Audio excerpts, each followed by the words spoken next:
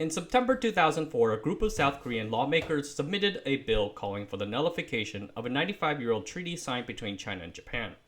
This bill would go nowhere, but it served as a significant salvo in the history wars between China and South Korea. It was a pretty fun border dispute too, and that's why this video.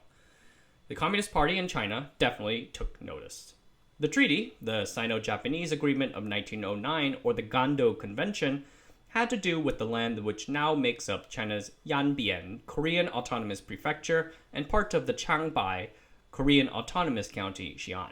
It is the only autonomous prefecture in the Chinese Northeast, and it's interesting because it hosts much of China's 2 million large model minority Korean population. Immigration and acquisition of Chinese citizenship today is rather difficult, so China has its 2 million Koreans today because, largely, of the 1909 treaty. In 1858 and 1860, China lost a large portion of territory to the Russian Empire. China was weak. At this time, Korean ethnic peasants, encouraged by the Japanese, began to illegally settle in what is now Yanbian. A terrible famine in the 1860s and weak border controls had pushed them to cross into Chinese territory. The Qing was partially okay with this. After all, these were educated and highly valuable agricultural settlers, but they also realized that this illegal immigration had to be controlled in some way because it opened the doors to exploitation by the Russians and the Japanese. Suppose the Korean population got large enough that the Japanese, whose influence in Korea by then was already obvious, decided that it could unilaterally take that land in the name of quote-unquote protecting its subjects. After Japan took Korea in as a colony, it sought to leverage its population to do exactly that. The Japanese aggressively called into question Chinese sovereignty over these lands, pointing to the majority Korean ethnic population. Japan would actually even briefly occupy the region starting in 1907, causing the Qing to aggressively reassert its territorial claim there.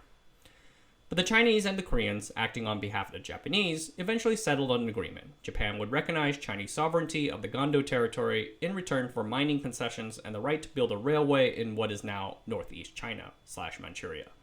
The Korean population in China would thus become Chinese subjects. The Japanese army quickly retreated to previously defined borders. Before we get started on everything, let us first get this clear. The official state policy of both North and South Korea is that Yanbian unequivocally belongs to China. The 2004 bill, though, delivers the Korean nationalists' point. Their point is that all treaties concerning Korea signed by Tokyo during Japanese rule should be null and void. Korea did not have its sovereignty during this time. So you might say that it was an unequal treaty, perhaps? With the Chinese Korean population being one of the largest overseas Korean diasporas in the world today, nationalists began to refer to Yanbian as their third Korea. Naturally, the Chinese do not feel all that good about this. The Koreans point to history to say that Yanbian belongs to them. In 1712, the Manchus in the Korean Chosun Kingdom signed a treaty formally drawing the borders along the Yalu and Tumen rivers. The Yalu River border was easily figured out, but lacking sophisticated 18th century satellite mapping technology, the Tumen River turned out to be more ambiguous. The illegal settlers argued that the Tumen River specified in the treaty did not actually mean the modern Tumen River because it was written with a different character. They pointed to a contemporary map at the time that shows this second river. Qing and Chosun officials met in 1880 to talk about this, but history got in the way. A secondary aspect of this claim stems to the ancient kingdom of Goguryeo, which dominated the area for some 700 years. Never gonna get that name right. Goguryeo had been one of the three kingdoms of Korea along Silla and Baekje. At its peak, it would control not just the northern part of the Korean peninsula, but also parts of Manchuria, Russia, and northeast China. Despite the fact that Goguryeo would eventually give Korea its name, there is vivid debate, to be saved for a future video, about whether it is actually Korean. This whole 2004 bill, in fact, started with a tussle over its Koreanness. Starting in 2002, China had launched a Northeast History Project, which reviewed the histories of this traditionally non-Han region. China began to take steps to claim Goguryeo and its successor Parhe as minority Chinese kingdoms. Its website would delete references to Goguryeo from its history of Korea, and it would issue stamps commemorating China's Goguryeo as a UNESCO World Heritage Site. Yanbian is not going anywhere, and that is regardless of what river goes where in some 18th century treaty. In 1962, North Korea signed a boundary treaty with the PRC that set the modern boundary unambiguously at the Tumen River. South Korea had no party in it, but probably doesn't dispute it. Even after the 2004 legislation kerfuffle, they quickly went back on it after the PRC gave a quote-unquote strong negative reaction. Done deal. With all that being said, you can probably make a decent argument that the Sino-Japanese Agreement of 1909 is an unequal treaty, and you might be able to make good on the argument that Goguryeo is somewhat Korean. But Goguryeo fell in the 600s. China has controlled the Yanbian territory ever since the Yuan dynasty in the 12th and 13th century. The Manchus who eventually would come to head the Qing dynasty consider it part of their origin lands. Yanbian was basically unpopulated until the 1860s. For centuries, the Manchus kept it sparsely populated so that, if the Qing would ever to lose power in Greater China, their people could retreat there beyond the Great Wall.